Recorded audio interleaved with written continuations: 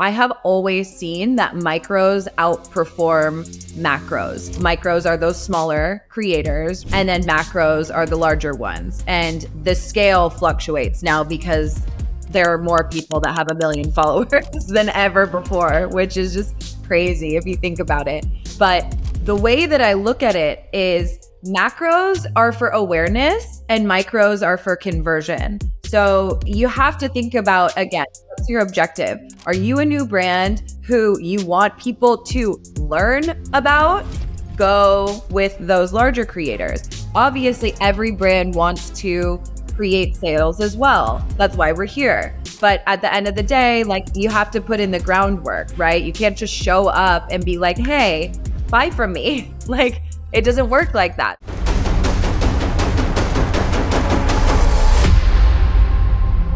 Welcome to the Marketing Factor podcast. I'm your host, Austin Dandridge, the CEO of Cobble Hill. Today, I'm joined by Robin Nissim, a social media and content expert with over 14 years of experience driving explosive growth for global brands. Robin has pioneered social strategies for companies like Michelin, Nissan, Ulta Beauty, and Anastasia Beverly Hills, consistently turning brands into social powerhouses. Her expertise spans from launching viral campaigns to scaling influencer programs and driving significant revenue through social channels. As the mastermind behind transforming social media into 5% of business revenue for brands like Alo Yoga, Robin is here to share her winning formula for social media success and help businesses harness the full potential of their digital presence. Robin, thanks so much for coming on the Marketing Factor. It's great to finally meet you. Hi, Austin. Thank you so much for having me. And what an introduction. Thank you. I really like to build it up. I like to make sure that we are setting the stage because you do have a very impressive background. I discovered you through my old boss, Jason Mitchell, on LinkedIn. And I'm not sure if you guys have ever met. He's based in LA too, but you and him seem to have a little bit of rapport back and forth on LinkedIn. And so I started following you on LinkedIn and I was like, wow, I'd really love to have her on the podcast. I love that. And fun fact, Jason is actually the very first person that I did a LinkedIn IRL meetup with. So we are in fact friends. I'm a big fan of everything he's built and all of his hot takes. And I just am so grateful for the internet, right? It's given me this ability to make a career out of nothing. And now I have a platform that connects me with amazing people like you. So yeah, that's really cool. Yeah, cool. Well, I'm interested in kind of learning your journey to how you got to where you are today. Where did you first kind of start to get the interest and the bug for social media? As a millennial, I grew up on the internet, right? I remember fighting with my parents to get the phone dial up to take over the phone line, right? So that I could just be online exploring the internet from a really young age, whether I was playing games or chatting with strangers, probably doing things I shouldn't have been doing, ripping, off music from the internet, ruining computers. That's honestly really where it started for me. And when I went to college, I was one of the first cohorts to get Facebook with .edu access. And so that's where it started, connecting with people. I remember being in a college class, being offered extra credit to create a LinkedIn account. So naturally, I did that. I think that was in 2009 or maybe 2010, just before I graduated.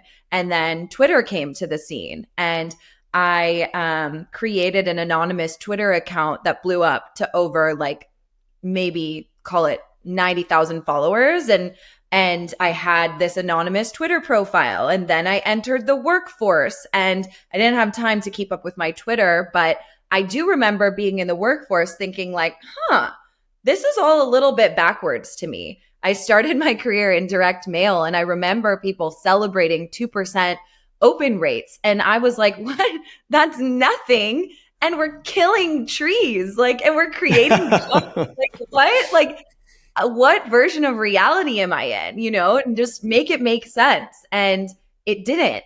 But I was super lucky to be a millennial at the time that the word was trending. And it afforded me the opportunity to not only sit in meetings that I had no business being in, but I got to speak in them because people wanted to know how to reach me, the millennial audience. And I was honest. I said, listen, I'm never going to see your $1 million TV commercial because I stream everything and I have an ad blocker. And when I'm out in the world, I'm not paying attention to billboards. I'm addicted to my phone. I'm on social media, and that's where all of my friends are.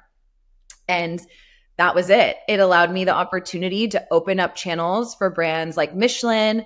I worked on lots of campaigns for Nissan, and that was just the gateway, just following my intuition of knowing, like, if you want to reach me, this is where I am. Were you working for an agency or were you in the house with these brands? Yeah, so I started out in the agency world. That is what gave me access to these large corporate brands, right? Started out in the agency world, won a Webby award, kind of had this mic drop moment where I was like, I'm carrying the whole team on my back. I did this using zero brand dollars.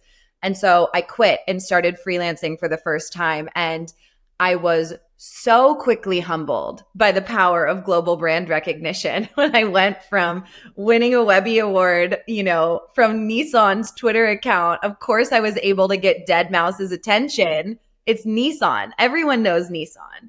But then I realized when I started working with little brands who no one knew and also had no budgets that it was a very different ball game. And so that's when I kind of just did everything and anything I could to be successful. I was so committed to my path that I found my space in the influencer marketing world. I was like, if we don't have budgets, maybe we can just find people online that have followings and get the product in front of them. And one thing led to another. I got super lucky to be able to work with Ulta Beauty as a third-party contractor, doing all of their execution for influencer marketing. So I built out their entire program, working with the client, leading strategy, and then I handled all execution. And that was really, I think, my favorite role that I've ever had because it was truly revolutionary. Like we were making up what is now considered social behavior for the average human being. And so, yeah, it just went deeper down the rabbit hole. What were you doing for Ulta? Like what was I guess obviously the pitch probably was easier for them. But so what were kind of the first things that you tested that you were like, wow, this is really working? So we started on YouTube, right? Sending girls whatever product they wanted, allowing them to do full face of makeup. Maybe it was exclusive to one brand. Maybe it was a nighttime look. Maybe it was this look, a day to night, you name it, right? And I remember one of the problems we were up against was it was taking too long for girls to turn around videos. And I wanted something quicker. I needed views, and that was like my KPI. The KPI was impressions, right? They wanted reach, and I needed to get reach quickly. And waiting for someone to produce a YouTube video was taking too long. And so we started funneling girls from YouTube over to Instagram. And Instagram hadn't yet had the ability to post videos. So they were like, well, it's like not really worth it for me to post a photo look of, my makeup. I have this whole YouTube video. And so that's how we started shifting user behavior. Snapchat was available. We're like, great, post the videos on Snap. If you want to post it on YouTube, you absolutely can. But that's not what we're asking for. We need quick views and impressions, and we need to be driving people somewhere. So post it on Instagram. And then Instagram stories came to life. I think we got Instagram video. And so we were able to take this cohort of people who had audiences on YouTube and get them to start going over to Instagram, which at the time was revolutionary. How were you identifying kind of who to send those to? Were you just looking at people who were kind of in the space? Yeah. So we were looking at people who were native in the space. Obviously, if we were starting to push people to Instagram, we needed to make sure that they had a following there. But something really exciting was like being able to advise creators and telling them we need you here as well. Like YouTube isn't the only platform anymore. And now, we're seeing this today where I'm working out a deal with a big creator. I don't think I can say who just yet, but we're going back and forth on like syndicating out stories to TikTok versus Instagram and where the content will live. And it's just so fun to see the transition from those early days to now, knowing that not much has actually changed. It seems like it was almost easier back then, but I know that it wasn't. I know that there were challenges back then. So what were kind of those biggest challenges compared to now? I do think it was easier back then, Austin, because everything was a new idea and a test. And I've been saying since the beginning of time that social media is the wild, wild west. Mm. But it was like times 10 back then, right? Because we were literally making it up as we went. And now people are rightfully so, creators are demanding to be paid what they deserve. And I think that that kind of creates this barrier to entry now where you have little creators asking for so much money and they know that they deserve it because they can deliver results for a brand. Whereas you have larger creators demanding a large sum of money and brands pay it because they see this large audience, but that audience isn't engaged and that person's not converting. So that's what makes it really hard now. Back in the day, you were able to kind of just test and learn quickly. The barrier to entry now exists on the creator side because of, creators demanding equal pay and audiences not always, engagement aligning with the full creator kind of audience. Yeah, I would imagine too for someone like Ulta, it's a little easier to find those influencers, right? Because it's like applying, we've worked with beauty brands and it's like applying the makeup. It doesn't necessarily matter kind of what setting they're in or even like they don't need to be like the prettiest person you've ever, they don't need to be a model or anything. It's almost better for like the everyday person. Is it, I would imagine it's different for some of these other brands that you kind of approach who want that, what's the challenge there in kind of finding the right mix of influencer? I think the challenge is, and something that you touched on brought up another thought in my mind. It's like, number one, the reason why it was so easy back in the day is because not every brand was doing this. And working with Ulta was such a pleasure. There are girls that I got for $3,000 to do a full exclusive Ulta Beauty video with no promotions within a week of posting that today you physically can't even speak to for under $100,000. But to answer your question, today the challenge is saturation. Ulta isn't the only player in the market now. Now you have, I think, thousands, thousands of beauty brands, right? It's a very saturated place. And these beauty brands are just gifting blindly to creators, right? So you have the challenge of finding a creator who actually wants to work with your brand, finding a creator that is a good fit with your brand, finding a creator that fits within your budget and that's also going to be, aligned with the target that you're trying to reach. So there are a lot of barriers to entry now that honestly didn't exist back then, just simply because of the oversaturation of the market. You think about someone like Michelin let's take Michelin, for example. It's a lot harder to maybe quantify the impact of social media because for just brand metrics, views like that. How do you get buy-in from, let's call them C-suite executives to endorse the idea of, hey, we need this? Now I feel like it's a little bit more, okay, everyone kind of knows this is part of, this is part of marketing. But 10 years ago or, 15 years ago, that was a much harder sell. I remember we had that challenge working for movement strategy with Jason, we we were working with brands that were, big, like the Knicks and stuff, like how we had to justify this based on impressions and very little kind of analytics. I feel like when it's less quantifiable in terms of sales, like someone like Ulta, you can maybe see a little lift in sales from some of this. What's the like? What's your kind of go-to phrase there, and how did you convince them? Well, back in the day, it was, I remember, and I attribute, quite frankly, all of my success to this.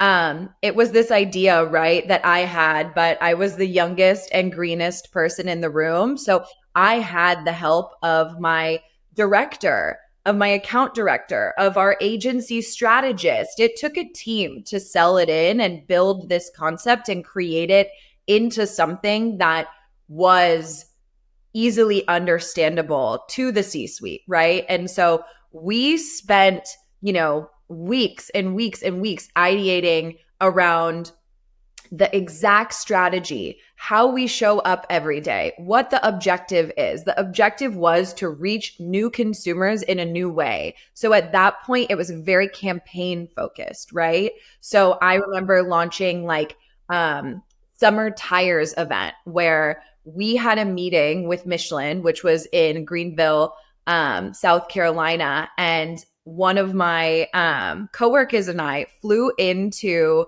Atlanta and contented the whole road trip from Atlanta to Greenville. And we made an entire content series out of it, literally gearing up for that meeting to show them this is exactly what it would look like. Here are all of the talking points. We're now targeting a younger demographic.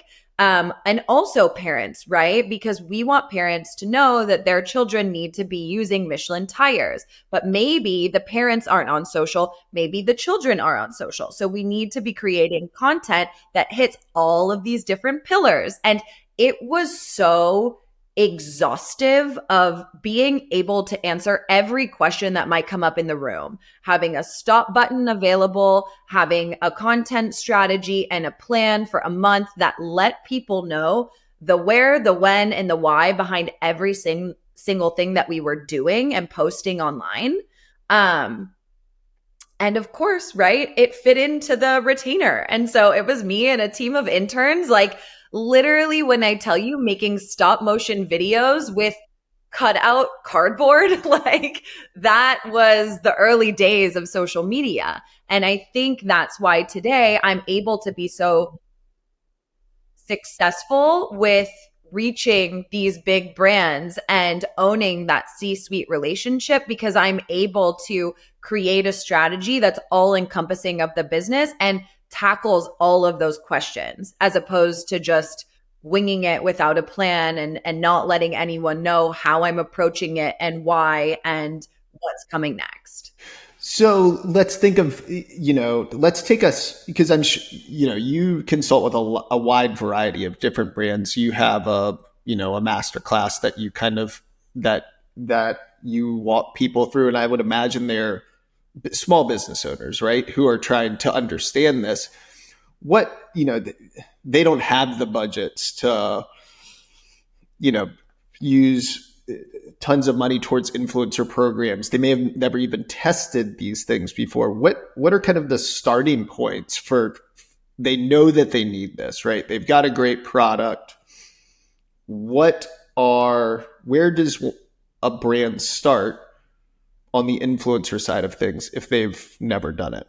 That's a really good question. And I think that something that's important to note is we've reached a point in social media where I genuinely believe there's no social media without influencers and there's no influencers without brand social. So it's this like symbiotic relationship. So ultimately, if you are new to social, you have to partner with influencers, or else there's not going to be this level of trust that's created between your brand and your audience. People call it social proof. And so I would say find someone, let's say, name a client that you work with that, you're trying to bring onto social. What is their business? Let's use them as an example. Yeah, so we recently started with a business that sells pottery, right? Okay. Yeah. So their objective is to kind of go for like Crate and Barrel, Pottery Barns market because they sell pottery, Yeah, right? a little higher end, but yeah, so Okay. there's, yeah.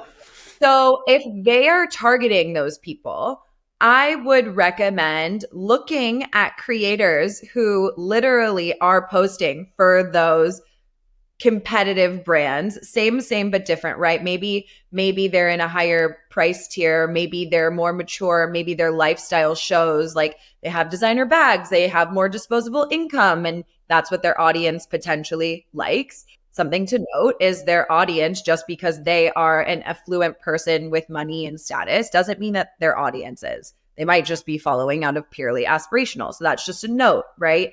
You're going to always test and learn. There is no direct science of like money in versus money out in social media or influencer marketing, period.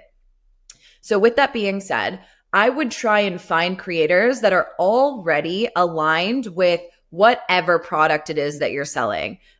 If your cost of goods are cheap enough and if you're able to accommodate gifting, I would gift them with a really sincere note. If you guys want to host an event, maybe it is a pottery making class. Maybe that's not a part of your business and you don't want to have a pottery making class. Instead, you want to use your pottery to do a flower, what's it called? A flower arrangement class. Yeah. And that's how your pottery is showcased. You want to create an experience for them that is gonna essentially develop this brand love, right? Between someone of influence and your brand. And that's how you reach audiences on social media. And so it doesn't have to be the most expensive event. But if you're targeting huge creators, macro creators, you do have to have money, right? You're not going to be able to just reach them. But that's, I think, more of an organic way that you can try and develop those relationships. Because again, remember we said this earlier, people are being seeded all of the time with product, maybe not with beautiful home furnishings. Who knows? You'd have to test it. But that's kind of how I would start, right? Creating some sort of exclusive event for a sea of influencers of all sizes, if you can, and really just bringing them into your brand ethos, showing them what it's about, sending them home with beautiful product, and hopefully developing a relationship. Yeah, I love that. And I think a lot of the PR agencies, the traditional PR agencies that we work with, they recommend that a lot too, right?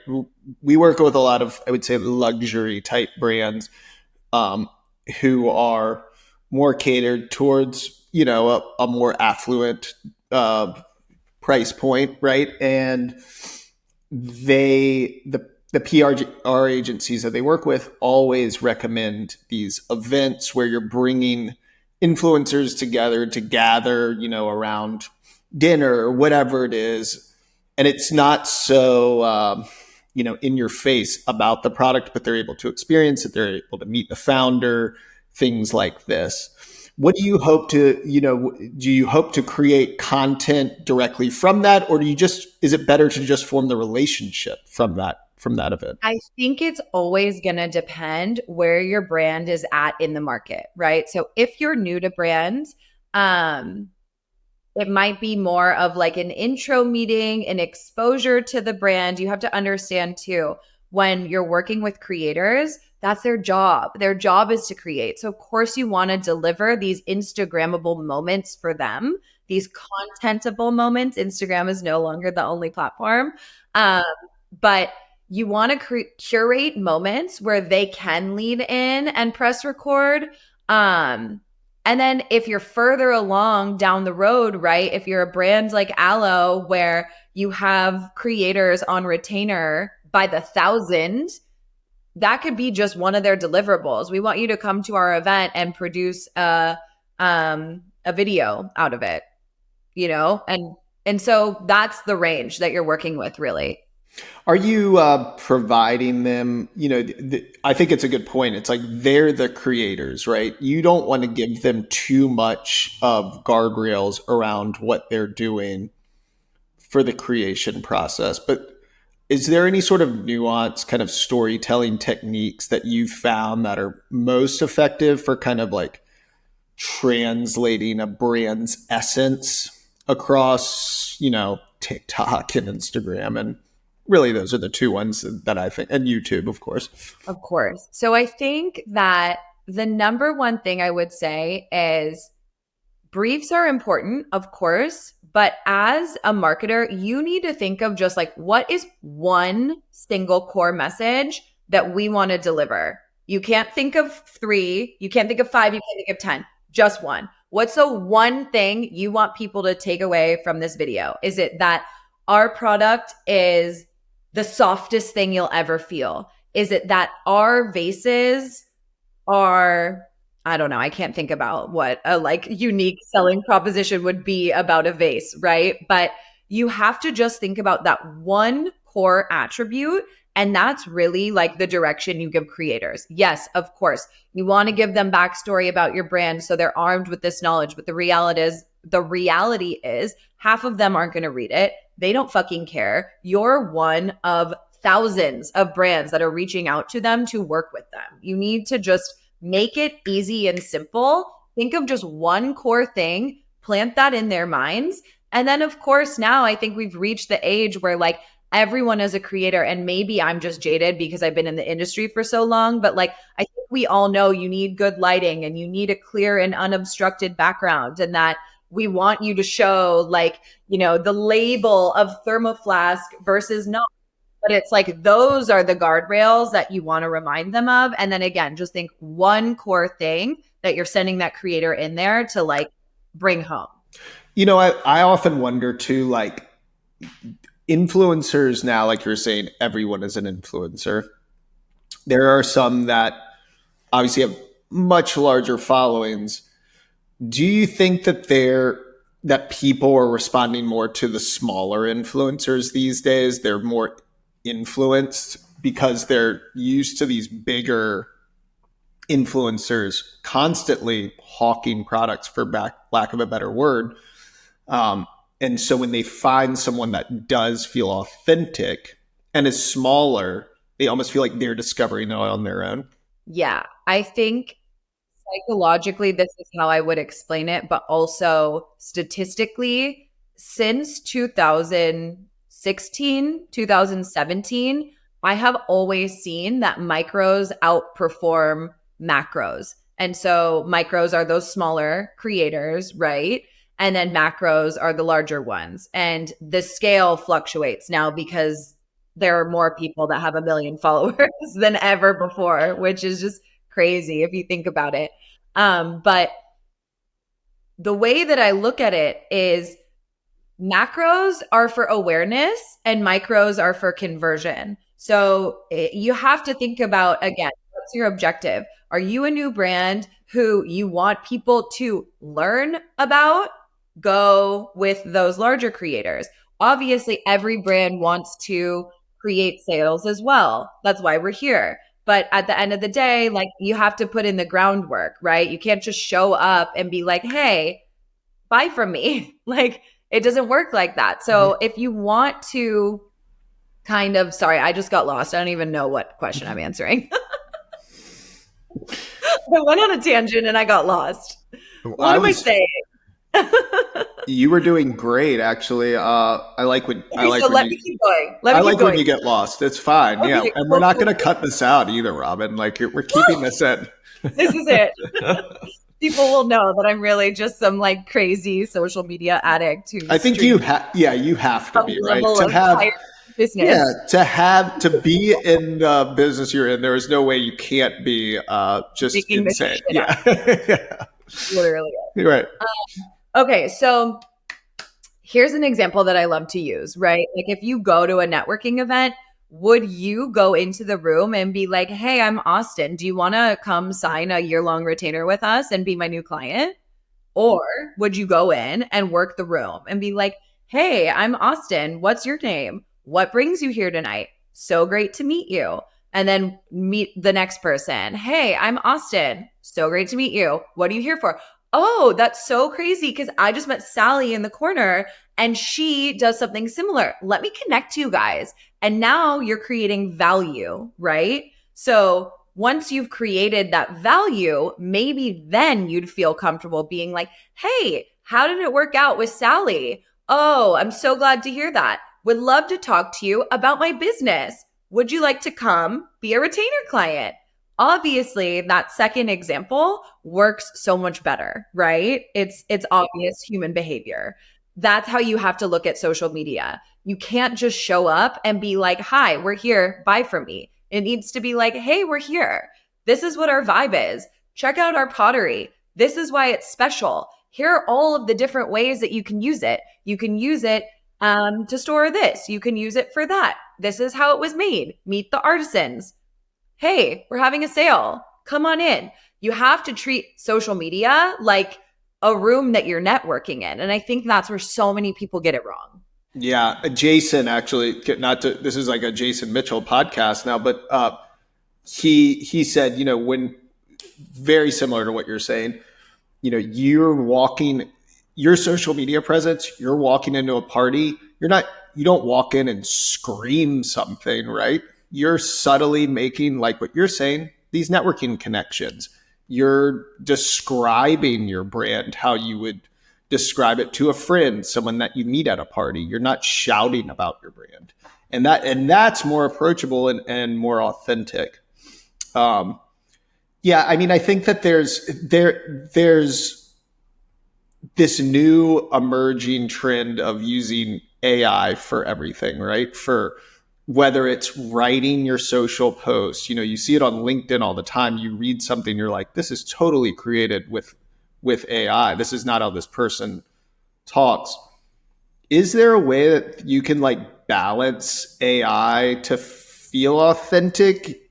But I guess what I'm saying is like, is there a world where AI driven efficiency is balanced with maintaining authentic human connections? Absolutely, yes.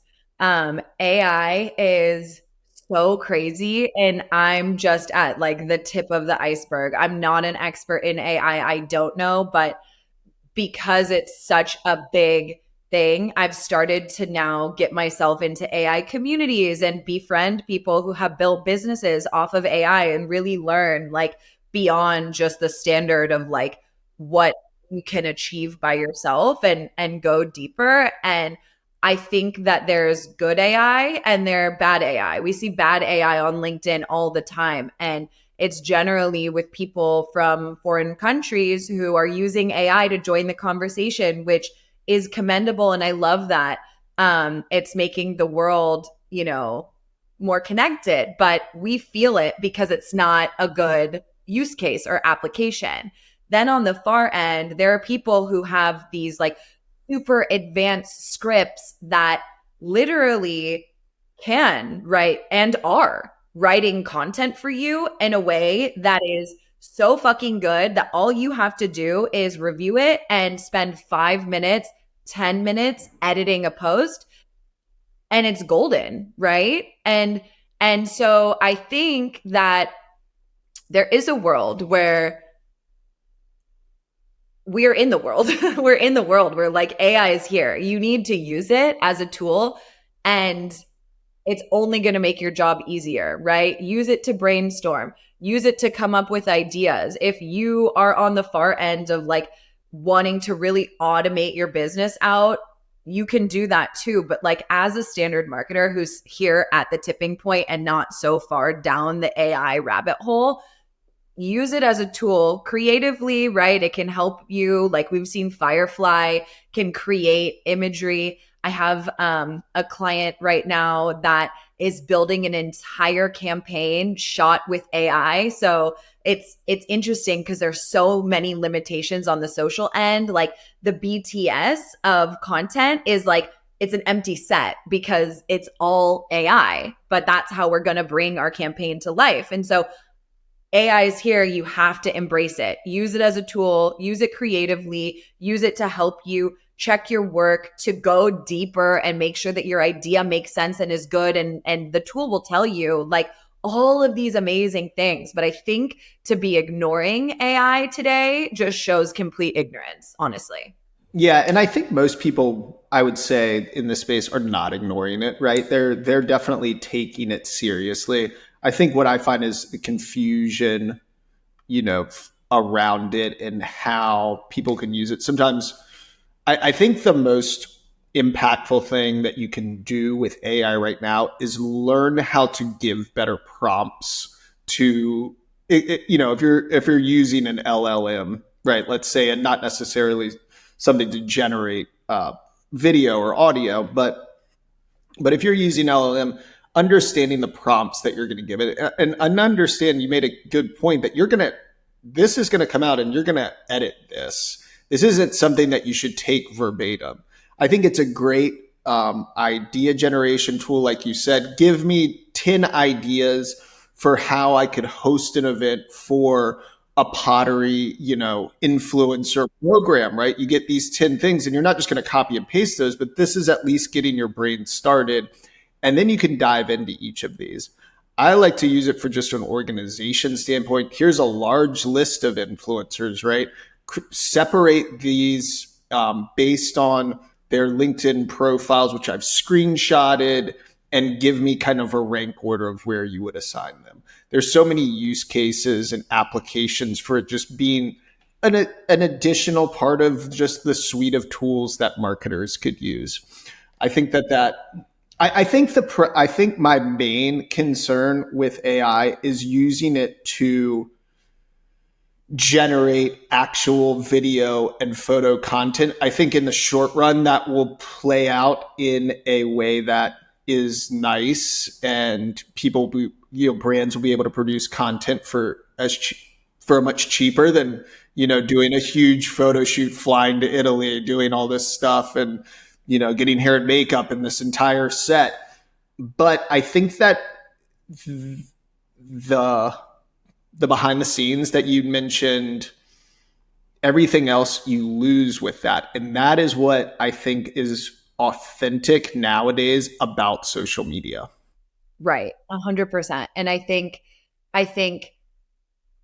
that journey for us as we explain what we're doing is gonna be like, because we have to tag content as AI content. Now platforms are saying this is AI. You need to disclose that, which is amazing. People need to know what they're being shown is real or false. And like as as a community of humans, right? As a society, we struggle with that online. What's real and what's fake? And so I think AI is a little bit of a blessing in at least labeling that for people, right? And that's going to be a part of our content piece, is educating like, hey, this is how we brought this AI idea to life. And that might not be Instagram style content. That might be our TikTok style content, right? The platform that allows you to like be authentic and yourself, really. Whereas like probably all of the editorial AI imagery will live on Instagram. And that's how we're tackling our channel strategies. But yeah, I think that there's definitely a challenge, right? With like authenticity and not letting AI take over. Exactly like you said, you have to use it like a tool, ask it questions, and then with the things that you like, drill deeper to really get to that spot of like brilliance. I use it as like my best brainstorming for everything, honestly, and my life has just gotten better because of it. No, I agree. It saved me a ton of time for compiling data, for coming up with ideas. I think it's a great creative tool, and I encourage everyone at Cobble Hill to use it. And I'm training our clients on how to use it. So that's I think that you made a really good point there. It's like, and I was going to ask you about this, is there's a process, right, for kind of developing platform specific strategies. Like here's your Instagram strategy, here's your TikTok strategy, here's your YouTube strategy. You have to have somewhat of you're following a bit of a brand guideline here, but there is kind of a world where we're testing stuff on TikTok and then moving it into Meta. Are you thinking of these things in channel specific terms when you're asking influencers to create content? Yeah, that's such a great question. And I wish there was a black and white answer, but if there's one thing we should know about social media, it's every color in between. So I don't think black and white exists. But when I'm ideating, right, going back to the AI set, I'm like, we want to create BTS, but this is so raw and unesthetic looking that it's going to require voiceover and lots of context, and it's going to be flashy clips. And like, we know that that content can live on Instagram, but the reason why it lives on Instagram is because it was on TikTok exploding 3 to 6 weeks in advance of it getting to Instagram, right? So I know in my head that's gonna live on TikTok. And if it does well, then we can bring it over to Instagram, exactly like you said.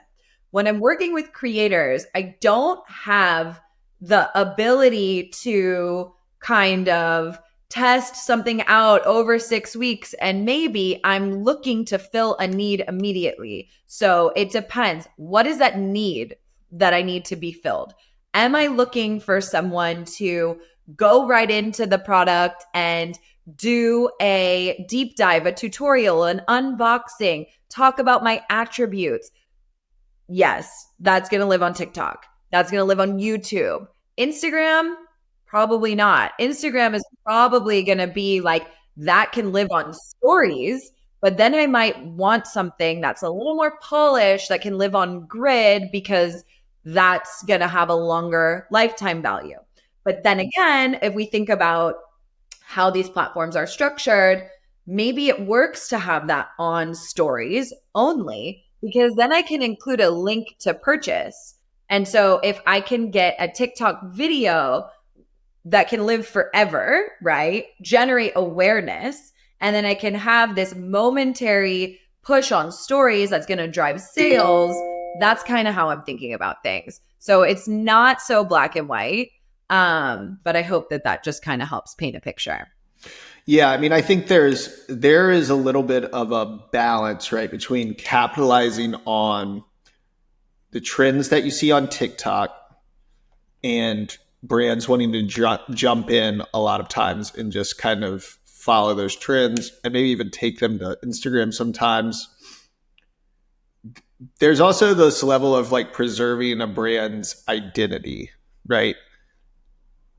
How do you coach the brands that you work with on how to approach that? Because it's such a delicate balance between like, yeah, you need to do stuff that's like trending sometimes, but you also you're Nissan, right? There's that you don't want to just be seen like piggybacking on this stuff all the time. 100%. And I think that's where like you need to have clearly defined brand guidelines. This is our tone of voice. This is how I show up. This is the conversation we play in. These are the things we absolutely do not touch ever. And I tell brands, like, don't create a strategy off of trying to go viral. This is a conversation I have more often than like, hey, millennial, how do we reach you? Like, it's like, how do we go viral? How do we go viral? It's like we have to time it perfectly. Like, you don't just plan to go viral. You have to sync with culture. And so what that means is, hey, demure is trending, right? Like, I think that was like really the biggest thing to happen recently. And I remember it was like my first day with a new client. I was like, oh, we need to like create a dog demure video because their office is just stacked with dogs. Like it's heaven. I don't know how I got so lucky to work with this brand, but I digress. I was like, we need to do that immediately. And of course, legal was like, we can't use that sound. It's not in the TikTok commercial sound library. And it was like, boom, that week, like the trend exploded. And we saw brands that, didn't have that legal process baked in explode, and people, individuals like hopped on it, and it also became super polarizing. So there got to a point, right, where potentially if a brand were to participate, their audience might be annoyed. And so it's knowing what's the conversation you want to join. So that's like an example of like, yeah, that was like a really good opportunity, but maybe it's not so bad if you missed out on it, right? Um, it worked really well for Patrick Ta. It worked really well for Chris Appleton, hair and makeup artists, right? Fits Demure perfectly. Um, Brands like Verizon, I only know that Verizon partnered with her because someone that I follow on LinkedIn posted about it. And I was like, oh, yeah, like if you're not first, you're last. I don't care. Like that Verizon did that because they were the third brand to partner with her.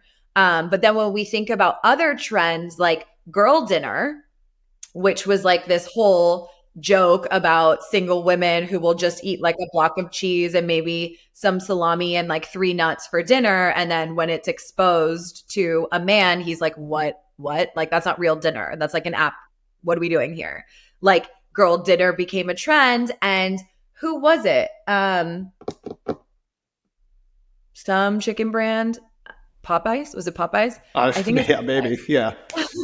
I think it's Popeyes, created like a girl dinner menu. So it was just like something that they already had, right? All of these sides that you could already buy, but they marketed it as girl dinner, and that went viral. So it's like there's an example of like good and bad and how you play in it. When I think about that, I'm like, there's someone smart, young, smart, chronically online on their team. How do you find, for brands that are looking to add this type of content into their mix, where should brands look to hire smart, young, chronically online people? Online. Go online. Literally, like go on TikTok as a brand. Be like, hey, we're new here. We're looking for content creators. Fill out this Google form. Tell us why. Tell us why you think we should work with you. Tell us why you want to work with us. Send whatever you have to like make a case for yourself. And like, honestly, I think that's really the best place to start because in my experience, this industry is so wild, wild west, and we're all just making it up as we go. But the difference is there are people who I think at my level who've had enough experience where we've learned actually how to make it into an art and science versus like the people who aged out and were like, I couldn't hang in social. I hated that job. And it's like, that's great.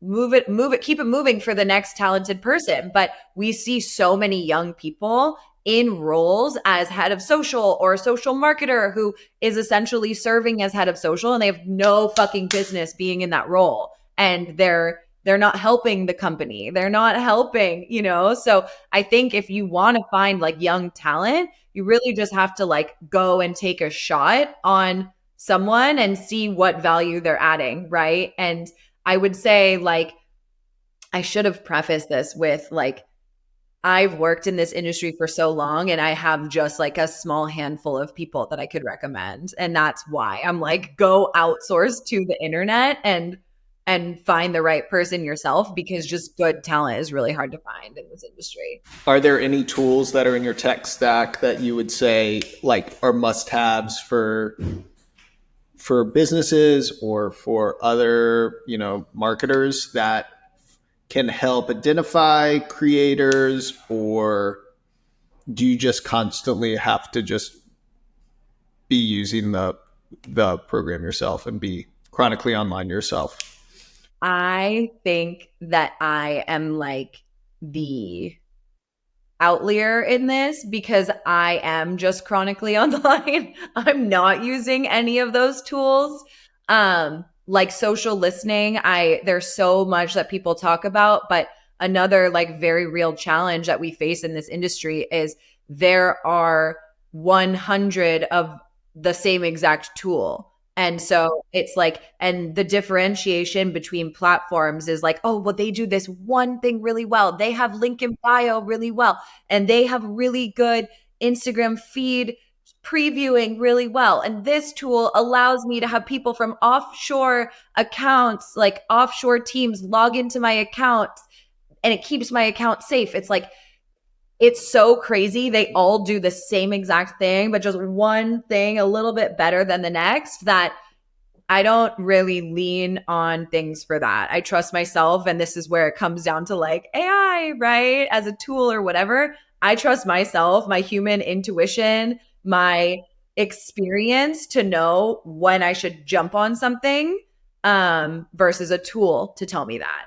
But then I also use tools for reporting and for, mass messaging and for automating, like ManyChat. So I don't know. Hope that helps answer your question. No, I was looking for validation that machines weren't going to take over. So yes, I do agree too that like human intuition, experience, networking, all of these things are just essential. And yes, there are so many tools out there that people can use, but there's really only like one of you, So there's it's using your own kind of thinking and your way in the world and the way that you interact to kind of understand, hey, would this make sense if I was, wanting to buy brand, if this person was speaking to me, let's put them in. I'm a surfer, right? I always use this example of like, I know when something's AI or someone's fake or not a surfer, right? If they're trying to sell me something, I have like specific types of surfers that I like and I follow and I think about. And if they're selling me something that's not like overtly selling it, I'm like, this is a cool product, right? So it's utilizing your interests to make sure that you're kind of validating how this stuff is going to be set up for success. Yeah, 100%. And something that you said was like remembering that it comes down to like networking and human interaction. And that is like, there's one thing we could like wrap this in a bow. That's it. That's social. Don't forget that it is just humans interacting with each other. And those core tenets of being social and networking and going into a room and having charisma and really building relationships, that's what it's all about. That's what these platforms were built for initially before they were monetized. We've seen Instagram go through so many different iterations of bringing stories to life, changing its algorithm from being for friends and family to now having more explore opportunities to compete with TikTok's, entire discovery algorithm. And the one thing that stayed consistent is that these platforms are rooted in connection. So don't get lost in all of the fluff. Stay social. Love that. Robin, I knew you'd be a good guest. I've had so much fun talking to you, learning all about your story. And you've got so much good tips to share. Where can people who want to learn more find out more about everything that you've discussed? I'm active on LinkedIn every day, Monday through Friday. You can follow me there. I'm constantly just like dropping knowledge in my link in bio on LinkedIn. You can go to my website. I'm hosting a masterclass on September 30th that I will be announcing later this week. So hopefully by the time this podcast comes out, people can get in it. And then if you missed the master's class, I'm running my group training program, Running Social for Brands, where I teach social media marketers essentially how to be really good at their job, have a validated strategy, enhance your execution, and those two things lead to scaling not only your brand socials, but your career as a social marketer. And that launches in the fall. So check it out on my website. And thank you so much for the compliment and the lovely conversation, Austin. It was so great being here today. It was great chatting with you, Robin. Thanks so much.